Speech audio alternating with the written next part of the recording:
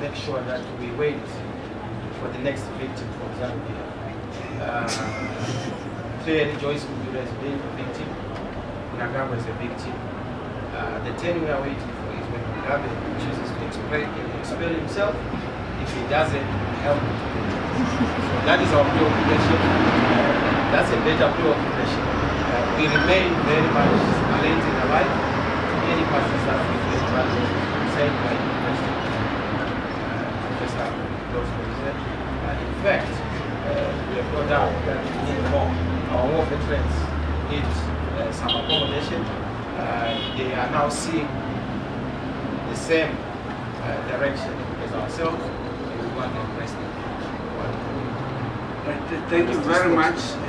Unless just wanted to give the comment that any political organization which is able to add value to the alliance in terms of organizational capacity, in terms of social or support based, we would talk to if the opportunity arises in order to strengthen the alliance, which is why I said an 8th shoulder, a 9th shoulder, a 10th shoulder on the wheel will be welcome. The pressure exerted in the push will be that much stronger the more of us with some discernible social base are on side. So it's an umbrella. We would talk to anyone who is able to strengthen us right up to the last minute. That is the general answer. But we have said we are not at the moment having any conversations with the people that you are speculating about. Thank you very much. If I can just add, as of now, we are an alliance of 7 parties, not individuals. So I would support that as of now, anyone who would come into the alliance probably come through with another party and so forth. But there have been no overtures as of now that Mugabe want to join us. If he wanted to join us, the alliance, of course, if he has formed this party, that's a different thing. If he's coming as a party. If he has not, maybe he's coming through another party. If not, then of course we do have to consider. We also have to look at the background of where he's coming from and whether he has really reformed his thinking. It's not just a question of saying he comes to he was a friend with ZANU PF and therefore he might be a liability.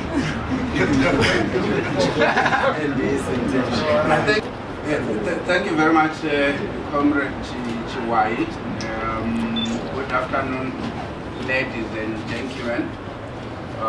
We would like to take this opportunity to welcome all of you to this briefing, which we hope that is the first of a series of briefings that we will do the MDC Alliance, either directly ourselves as principals or through the communications committees, spokesperson to represent all the parties which are in the alliance. Just for the record,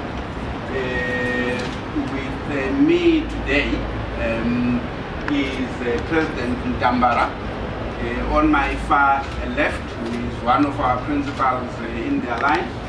On my immediate left is President Ndaibiti, again one of the principals of the alliance.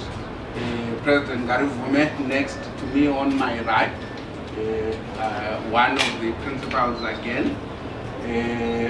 On his immediate right is Comrade Chamisa, who is standing in for President Fangirai in this particular press conference, who is one of the vice presidents of the MDC in the alliance. And then on my furthest right is President Tutu, who is again, one of our principals in the alliance.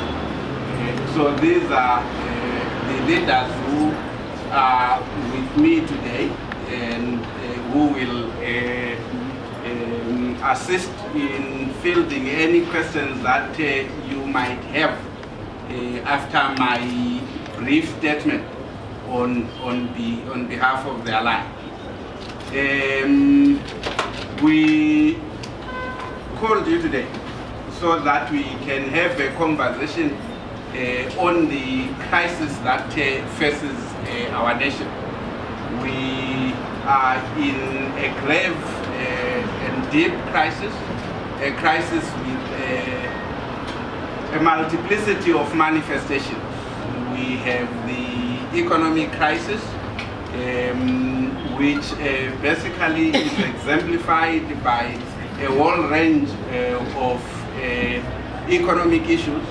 One of those issues is, of course, the continuing cash crisis in the country, which cash crisis sort of feeds into the current biting crisis of ever-increasing consumer prices, where the basic things that we need as a people are going up on a day-by-day basis. The cash crisis, which is now also seeing the selling of money across the width and breadth of the country, which in turn, in spite of the false claim that we have the bond note, which is on one-on-one basis with the US dollar, we know better that in practice that is not the case, and in fact it is that differential which directly leads to the rising cost of living in the country. You, of course, have the continuing joblessness that our people are experiencing. You have the creeping shortages of most basic things that people need for their daily survival. The sectors which produce for this country, whether it is mining, it is manufacturing, it is agriculture, save for the good rain season we have, are also experiencing contraction. In the middle of all of this, you will expect that you will have a government which will be devoting its energies to addressing these issues, these bread and butter issues which face our people. But we do not have such a government. We have a government led by a political party which is almost exclusively concerned with succession politics. Succession politics which is being conducted in an extremely destabilizing manner, which basically is constituting now a risk to whatever legal stability that this country has. We are all glued to the apparent soap opera that is taking place in ZANU PF, which now has all sorts of ugly heads manifesting themselves. The ugly heads of tribalism are coming into this thing. You have the ugly head of potential military security actions being taken in the light of the failure to manage the political crisis. All of these things are of grave concern to us. And they are also happening during an important phase, which is the phase to create a new voters' roll. And it is through the voters' roll, it is through elections that we ultimately exercise our sovereignty as a people every 5 years. We exercise our right to choose the government that should lead us, and we must regard this as a very, very critical and important component of our democracy, which we need to be paying a great deal of attention to. Some of you might ask, what are we doing on our part as an alliance in the light of all this crisis, in the light of all the expectations of the people? We have spent the last few months in the process of alliance building, in the process of constituting ourselves, in the processes of talking to each other, agreeing on a policy framework for the alliance, agreeing on the institutions and structures that we are putting in place in order to mobilize our people to exercise their sovereign right to be able to choose a government of their choice come election next time. We have almost completed the processes of building the institutions of the alliance. We have the forum of principals which are responsible for general policy issues, responsible for strategy, responsible for motivation and general mobilization. It is in place.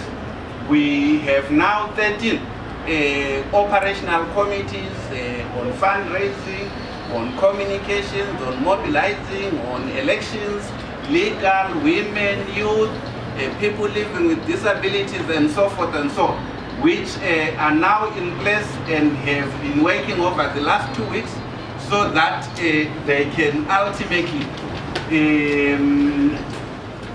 present comprehensive programs which the alliance will implement. But the most important program that we are engaged in as of now is the mobilization program to make sure that we have as many Zimbabweans who are eligible to register to vote registered by the end of this exercise. And this is no mean task given the obstacles that this government puts on the way of, on the path of people to becoming voters. It is as if the right to vote is in fact not a right but a privilege. You have all sorts of issues which arise from this. The documentation, our failure as a country to provide our people with adequate documentation, whether it is passports, national identity cards. You have the additional requirement which you continue to believe is unconstitutional, that the people must prove where they reside before they can be registered, when in fact our constitution guarantees that as long as you are a citizen of this country, you should be able to participate in the political processes of the country, either as a voter, as a candidate, a representative, or whatever. But all of this is being negated by these procedures that the ZANU PF puts in place, as if they in fact fear the people exercising their democratic right. You will see that today all of us as principals, the various teams, particularly the mobilizing team led by Honorable Komichi there, the elections team and others, we have been doing the first phase of our mobilization program around voter registration. Today we have visited various registration centers in Harare to talk to people, to assist with the proof of residence, the affidavits which are required, and we're going to continue with this exercise going across the country, not just us as principals, but the structures of the alliance, to make sure that every Zimbabwean who wants to register will not fail to register because they have no proof of residence. We obviously will be focused on this as our major program up until the end of the extended voter registration exercise. And of course, coupled with this, we will be engaged in other mobilization events, rallies across the country, at ward level, at district level, constituency level, and at national level. And this program is ongoing, but there are also the legal issues.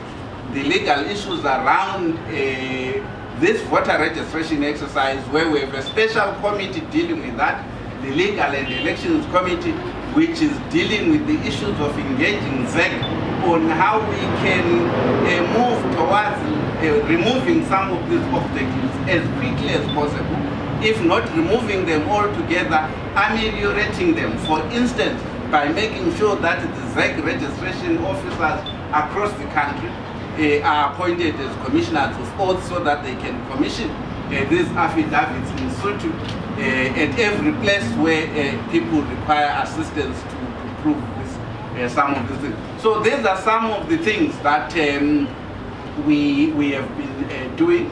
And of course, the questions at the end of my presentation, and I know one of the questions you keep getting asked is on President Tsvangirai.